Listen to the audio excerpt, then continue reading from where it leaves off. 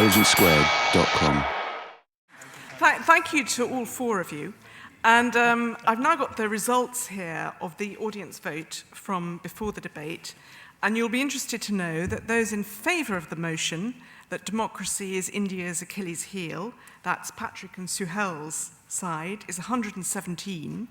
But those against the motion is 155 on William and Mani's side. But, most important of all, those who haven't yet made up their mind is 177. So there is all to play for.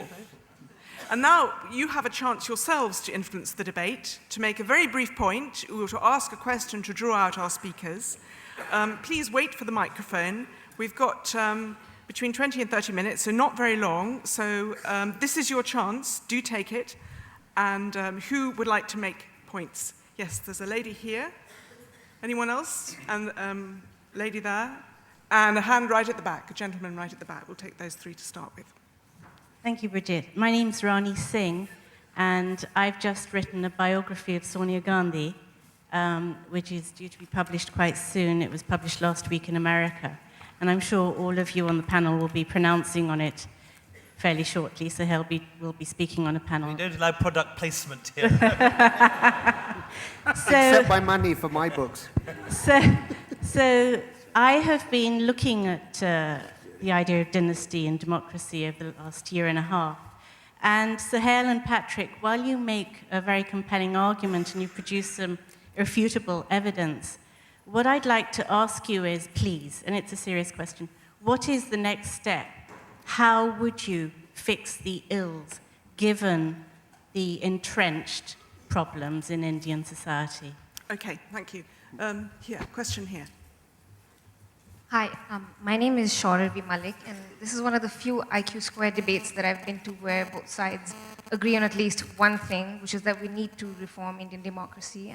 Can't argue with that. I have two questions to each side. To the side who is for, to Suhail and Patrick, I want to ask you, you said democracy as it is practiced in India today is a bad thing, essentially. Don't you feel that we deserve the leaders that we elect and they represent our overall moral conscience? And so is India's Achilles heel the overall moral decline across all sections of our society, or is it just our politicians and our democratic state?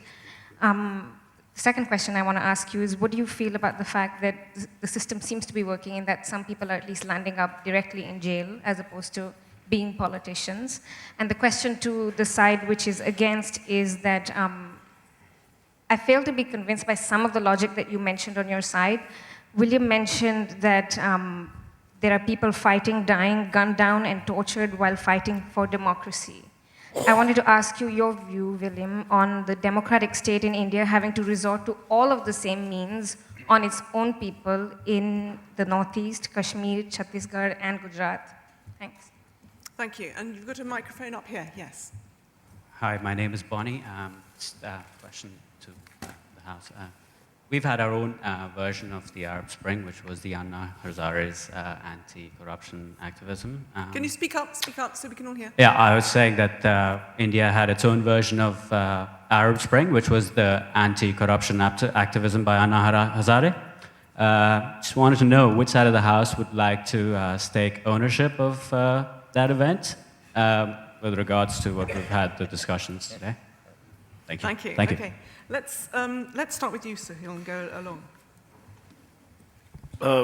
Sharbani, right? We didn't use the word bad, we used the word flawed. A. B, you asked whether, the ills could be corrected. In Achilles' times, there wasn't physiotherapy available. We believe there is available some levels of physiotherapy today. And one of the points we've kept making right from the beginning, much to my dismay, and it's been hijacked by the guys across the floor, is we have never said that dispense with democracy. What we've said is that democracy in its present form as is practiced and administered does not benefit the commonest of the common, the poorest of the poor. And no democracy is worth it as just a form of governance. It must overarchingly provide development at all levels. And that's been our constant refrain. A lot has been said. I mean, there was another comment about Anna Hazare's movement against corruption. I genuinely believe that it was the form of democracy that allowed that movement to fester, but we've actually got to see if there's going to be real change. And the real change, as I've said in my opening remarks, and Patrick followed it up, is we are the only people in this debate who've given you a solution rather than obfuscate. The solution is, within the domains of democracy, look at the three principal areas of concern. Number one, the kind of people who run the country because of the manner in which they get elected. So you need electoral reforms. Number two, sending people to jail is not a justification for democracy working. Sending people to jail is a justification for the judiciary working, which is one of the elements. Point number three, our constant refrain is that it is not about suggesting an alternate form of government. That's not the topic. The topic very clearly says democracy is India's Achilles heel. It doesn't say that India must therefore pursue Indira Gandhi's form of governance between 1975 and 1977. We're not proposing dictatorships, nor are we proposing benign dynasties, either womb or non-womb linked. Very clearly. Thank you. This side. Now, what he's proposing is that irrespective of what his argument is and what the subject is, would you please vote for him? I'm only doing what money did. In his case, he lost. In our case, we hope the we fact win. of the matter is the debate here is over the question of whether or not democracy is India's Achilles heel. Is it the weakest point in our system? And we are suggesting, William and I, that it's the strongest point in our system. And it's the strongest point in our system precisely because it's the only way in which grievances can be ventilated and corrective action sought and pursued.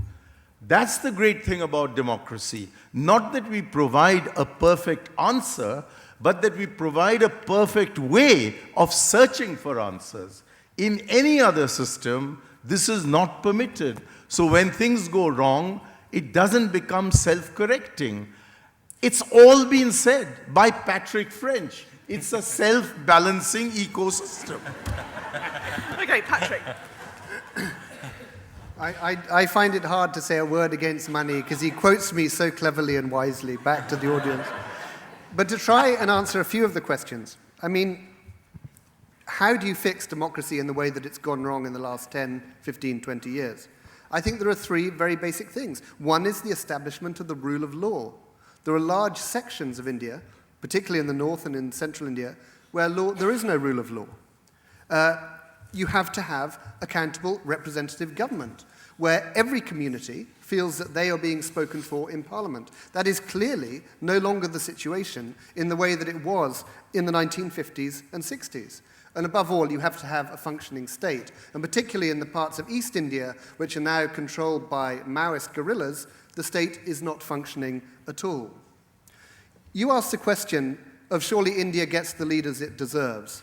I don't believe that argument at all, because otherwise you can go back, for example, to the Pakistani model of basic democracy, of saying whoever we offer you is your representative who you can vote for or against. The reality is that because certain parties, and in particular the Congress Party, has almost no internal democracy, you are given a very narrow choice of candidates. Do you want to vote for a criminal, or do you want to vote for somebody who's corrupt, or do you want to vote for somebody who's come out of the right womb? I mean, that is the option in front of a lot of Indian voters today. And that's what has to be changed. I mean, essentially, what Mani and William are trying to promote is the idea of entrenched privilege, because that is the situation today. The vast majority of Indians are excluded from democracy. Unless you are middle class or wealthy, unless you're part of these charmed circles in each state, you have absolutely no chance whatsoever of making it into Parliament. Now, if I was in Mani's shoes and I'd lost an election and then been booted upstairs to the Rajya Sabha like the House of Lords, of course I'd want the present system to stay, but we're arguing for some kind of transformation. Thank you, William.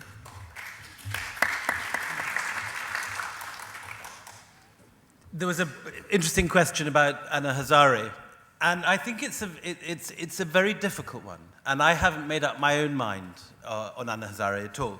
On one hand, a very important example of the self-correcting nature of the Indian polity. Here you have mass demonstrations against corruption, following the pocketing of huge amounts of money during the Commonwealth Games, during the telecom scandal, the 3G scandal, vast sums taken by politicians, huge public anger, especially from the middle class.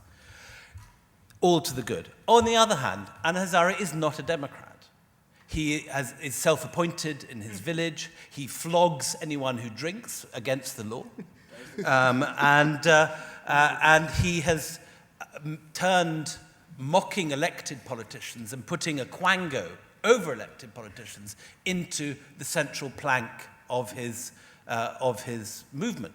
So I think it's while an anti-corruption movement is a very fine thing, I think being on this side of the House the supporters of democracy, I think there are worrying aspects, and I think he should not be putting himself above elected leaders, however flawed they are. Thank you. More questions? Yes, there's a hand right at the back here, a gentleman here in blue, and another gentleman in blue. I can see a hand there. Okay. Okay. Tony Goodwin, Antal International. Can I go back to William's comparison between China and India? Because if we look at the title of the motion here and talk about economies and the state of the two different economies in developing terms, you've got two very similar sized demographics, and yet the GDP of China is 3 times that of India. And it does seem to me that democracy, or the brand of democracy in India, does seem to be holding back the economy. Maybe you'd like to comment on that.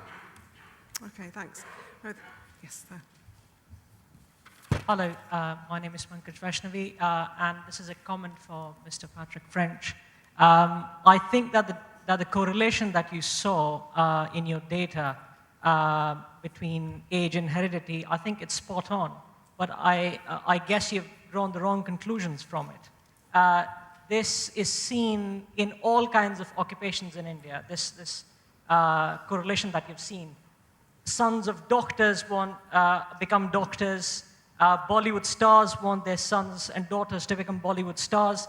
And the reason is that Indians try to make a caste out of any occupation they see.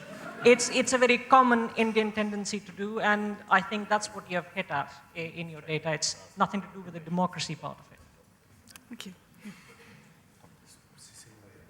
I'm going to ask a question that's very similar to the one asked by the first gentleman. And it's that in the course of my job, I talk to a lot of investors, and when they think about India, they think about a country that's going to industrialize rapidly and emerge and grow its GDP per capita and all sorts of things like this. So the question, what is India's Achilles heel, is really interesting to me from that perspective.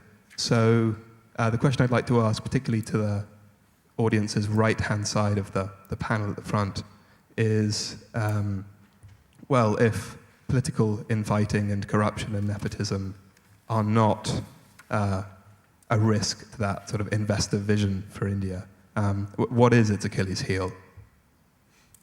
Okay, let's start on this side. So that did you get the questions? The first one, China's economy seems to be doing a great deal better than India. And if political infighting and nepotism is not a risk for investors, what is? Plus the question that the hereditary principle seems to spread across all professions, not just politicians. Okay? Sorry, I didn't get that question. Talking about the hereditary nature. I'm sorry, I have a hearing defect, so I'm not able to always catch what's being said. I do not think, I repeat the point that I made at the start, I do not think a person's birth should stand in the way of his or her coming into politics. It's not Rahul Gandhi's fault that he is Sonia Gandhi's son. And if he wishes to come into politics, that's entirely up to him. Whether he succeeds or not will not be determined by Sonia Gandhi, it will be determined by the people of India. And the people of India have more than once said, we don't want the Nehrus. But in our party, having been in it for the last 20 years, I know that the one time there's true inner party democracy is when we have the distribution of tickets. That's when people come and fight for it and secure it. Even just now, there is a local body election taking place in Tamil Nadu in the next few weeks. And throughout the day, I've been receiving these phone calls from Madras about people wishing to stand as councillors and as small representatives to village panchayats and village councils. So I think the hereditary principle will apply to those who wish to come in. They'll succeed only if they get the support of the people. But I repeat that if 30 members of the lower house today are the children of eminent politicians, 521 are not. And it's much more significant, I think, that people who wish to come into politics enter this highly risk-prone vocation, suffer the indignity of being defeated. And I don't know, they keep repeating my being brought into the upper house after losing the election, but I have won 3 elections. And I've lost 3 elections, but I've also been doing other things. And therefore, like a failed politician in the House of Commons, you get elevated to the House of Lords. But the price you pay for that in India is that if you are a nominated member of the upper house, you can't become a minister. So my life is over, and this is merely a reward being given to me, which enables me to come to London and meet all of you lovely people. Okay, Patrick, there's a question directed to you. Okay, so just before I answer that, I think I should correct one statistic which is wrong. Mani says 35 out of 545. It's not 35 people, it's 35% Mani. So go back and look at the tables. And of course, nobody is suggesting that people who happen to be the children of politicians have no right to be in Parliament. Of course they do. You know, where would George W. Bush have not made it to the White House? I mean, you know, nobody's suggesting that you can't have a few hereditary politicians. It's purely a question of scale. And you made a very good point about the fact that because family is such a strong institution in India, that you will always get people whose parents are lawyers and then they're lawyers, or doctors and doctors, butchers and butchers, and so on. And that is fine. But I think if you have a representative democracy, that kind of rule no longer applies, because the whole idea of a representative democracy is that you're trying to include, at least in a small way, everybody's voice. I mean, there are certain professions where I think you have to look a little differently. I mean, let's say that you were going for heart surgery, and the heart surgeon said to you, just as the scalpel went in, I never qualified, but my dad was a heart surgeon. I mean, you need the qualification. You need proof of your own ability. The pure fact that you're the son or the daughter isn't enough.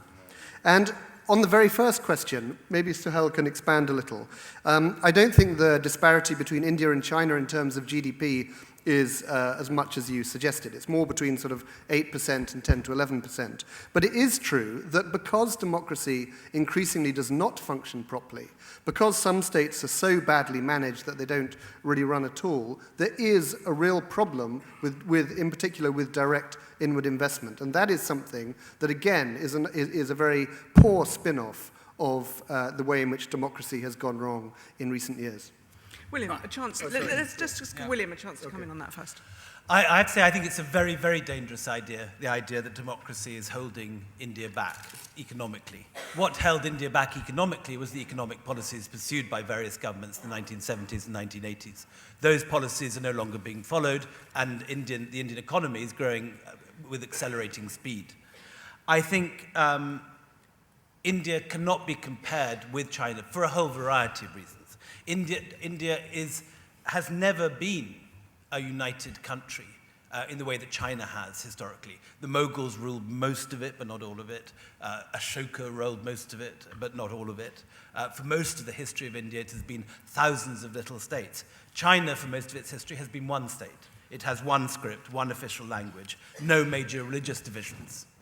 So it's possible to have an autocratic China in the way that it simply wouldn't happen successfully in India. India is too diverse, it is too plural. If you imposed autocracy on India, it would dissolve immediately. But we're not suggesting you should impose autocracy. No, but this is autocracy. in relation to the China question over here.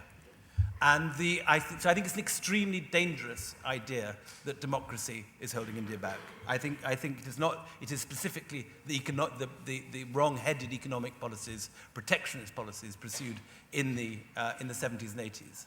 And I think now India has been unleashed. I think in the long term, India has a far stronger future than China, because China still has its reckoning with politics ahead of it. There are huge question marks over the stability of China over the next 50 years, whether this current system of government can possibly survive in the age of the internet and access to global communications. And I certainly, I would put my money in the long term with India rather than with China, no question. Okay, Suhail, briefly. Okay, now that we can return to the topic, which is India and not China, I think your question, which is a pertinent question, is that has foreign direct investment been hampered because of what's been going on? Yes. Investors don't go in for forms of government. You know, Tony Blair didn't visit Gaddafi 6 times because he liked the look of the Libyan, or of the airports in Libya. He visited Libya because he'd get lecture assignments from there. Investors are coming in to see returns. Are returns guaranteed in India? They were at a particular time. There is a danger now with policy reversals. And I will leave you, this intelligent audience, with just one example of the most dangerous policy tweaking that has happened. Vodafone buys a telecommunication company in Hong Kong. It's an offshore transaction between Hutchison Whampoa and Vodafone PLC. But guess where they get taxed? In India as the buyer. Normally the seller gets taxed in one dominion. The policy was never in existence. The policy has now been drafted by Money and his ilk with retrospective effect. So can you imagine if you're going to Tesco's and you suddenly say, look, may I have 3 apples? And they say, actually, with retrospective effect, it's as expensive as buying an oil rig.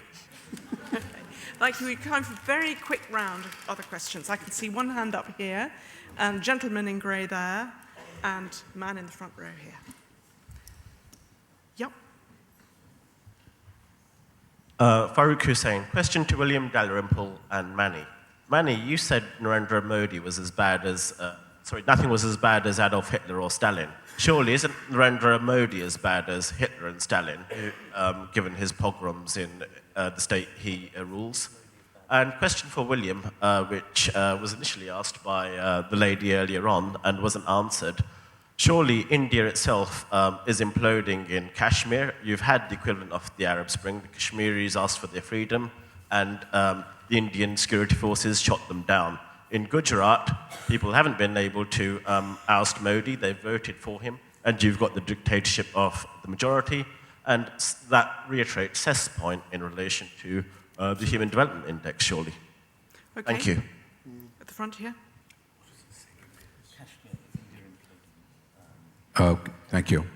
I'm Harry Dole. My question is, if democracy really means empowering people, as Mani has very correctly pointed out as the Panchayati Raj minister, then how come the will of the people, the desires of the people, and the aspirations of the people, whether they are tribals, whether they are poor, whether they are asking for independence, whether they're asking for splitting of states on linguistic or non-linguistic basis, is not happening?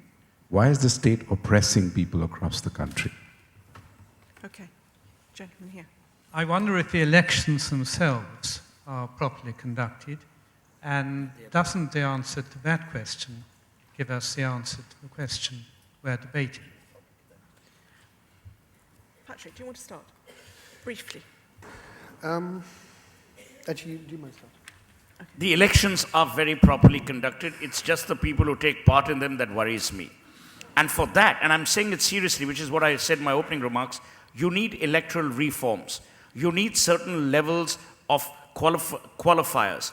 One of the qualifiers that the present Chief Election Commissioner, who's a fine man, has been stressing for is to talk about the absence of criminality rather than the overdose of it in India's political firmament. And if that happens, you try and cleanse the system. So everything isn't wrong. I mean, these guys want to project us as, the proponents of dictatorships. No. We are saying there are many things that are right, but there are things that need tweaking, that need physiotherapy, and if that happens, you will have democracy for all. Right now, it's democracy for money and Willie. Okay, William. So answering this, we'll have a go at Suhail when it comes for our summing up speeches. We'll save it for last. But to answer the Kashmir question, and is India imploding? I think Kashmir is the crucial test for India. It's a place where fundamental liberties have been cancelled. You cannot speak your mind freely in Kashmir in the way that you can elsewhere in India. There was this kerfuffle lately about the Kashmir Literary Festival, which the Kashmiris wanted to have cancelled in the end, because they said that we can't have free speech here, so you can't possibly have a literary festival in this atmosphere. Whether or not, there are arguments both ways for that. But the reality is Kashmir is running on a completely different moral system than the rest of India. Protesters in Kashmir get shot if they come out and throw stones and make slogans. In a way, they don't get shot if they do the same thing outside Parliament or outside India Gate. And it is the whole of the Kashmir mess is, to me, an example of what would happen to India if democracy was done away with. You would have other Kashmirs all over. I mean, in the early days of Indian independence, there was every reason to believe that the Tamils wanted separatism, that they were going to break away. And it's a measure of the strength of the Indian constitution and its federal system. We haven't talked enough at all, I think, about the federal nature of the Indian constitution and the degree of power vested in the state assemblies, which allows regional aspirations to be absorbed. The Tamils were early on extremely worried about being dominated by the Hindi-speaking north. And there was a very strong separatist movement in the early years after independence. That movement has completely disappeared because of the degree to which the Tamils have been able to have their aspirations answered in the state assemblies. Had the same happened in Kashmir, had elections been free and fair, and had those who wanted to return to the full autonomy promised to the Kashmiris in the early days of the constitution, which was done away with even during Nehru's reign, even before Indira Gandhi, I don't think we'd have any of the mess in Kashmir today. When I first went to Kashmir in 1984, the Kashmiris were incredibly peaceable. They were not at all interested in militancy. It was only the brutal treatment of the Kashmiris under, first of all, Jagmohan. I arrived as a young reporter and saw the aftermath of that night of the Gaukadal Bridge massacre, where elderly civil servants with placards had been shot down by the CRPF, the Central Reserve Police Force, who are simple, uneducated kids from Jawan who'd been told that these guys were virtually Pakistanis. And these innocent old men had been shot in cold blood on the bridge with their placards. I talked to one of the survivors who'd been driven around Srinagar, dumped in a truck with all the other bodies, and who'd eventually been rescued by the local police. Now, that whole mess is an example of what happens in India when democracy is subverted. The key thing is that democracy, as Patrick so rightly says, is self-correcting. It needs to be reformed. That is the strength. That is why it is not India's Achilles heel. It's its greatest asset. Thank you, William. I'm going to ask the other two to hold their thoughts for their final summing up, because we've only got 10 minutes left, and the time has come for you all to have a chance to vote again.